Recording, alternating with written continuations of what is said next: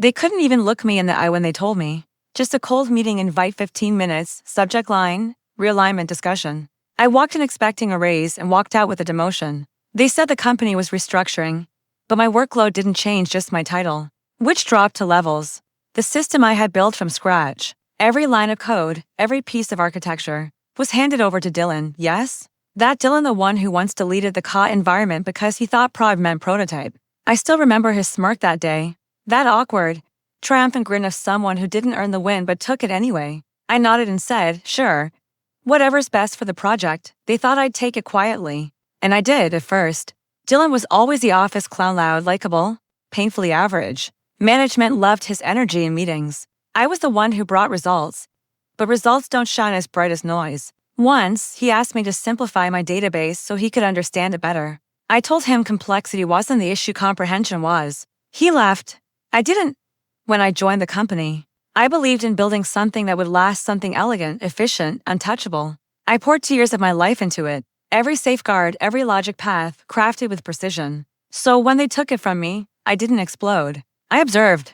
Because I knew something they didn't, every part of that system carried my fingerprint. Hidden deep inside the core logic was a chain of validation keys, ones only I understood. It was a safety mechanism. If tampered with the wrong way, it would quietly start a cascade, not an explosion, but a slow decay. One wrong move and the system would eat itself from the inside silently, gracefully, without setting off alarms. I designed it for security.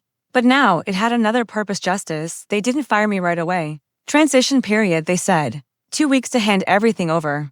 I smiled through every meeting, walked Dylan through the architecture, answered his shallow questions with patient lies. He took notes like an eager student, never realizing each note was a breadcrumb leading him straight off a cliff. In those 2 weeks, I made 3 small, invisible changes, tiny edits to configuration scripts that would only activate under very specific conditions.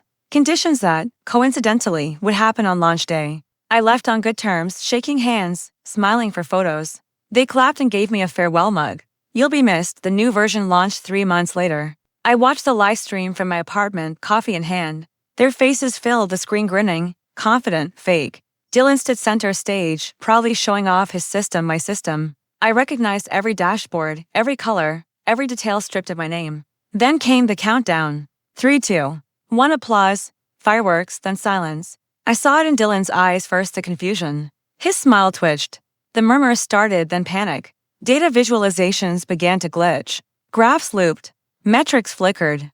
The validation chain was unraveling itself, right on cue. The system hadn't crashed, it had turned inward. Within 15 minutes, every server was locked. Backup nodes refused to sync. The failover script I had built, the one they never truly understood, wouldn't execute. It wasn't theirs to command. By noon, the launch was offline. By evening, the company's stock had dropped 12%. By the next morning, Dylan was on leave. The CTO took full responsibility. And me? I got a message from HR. Hi Karen, can we schedule a quick call?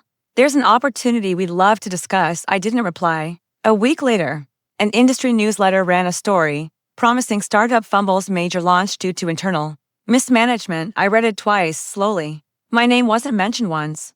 Perfect, they forgot me the day they demoted me. They remembered me the day everything fell apart. I still think about that meeting sometimes, the mug, the fake smiles, the condescending tone. People always mistake silence for weakness. They thought I was gone. But I was still there in every line of code, in every ignored warning, in every system log they didn't understand. I didn't destroy them. I just let my work speak once they silenced me. Now, whenever I pass one of their buildings, the logo half peeled from the glass, I smile. Because justice doesn't always scream. Sometimes it hums quietly through the wires.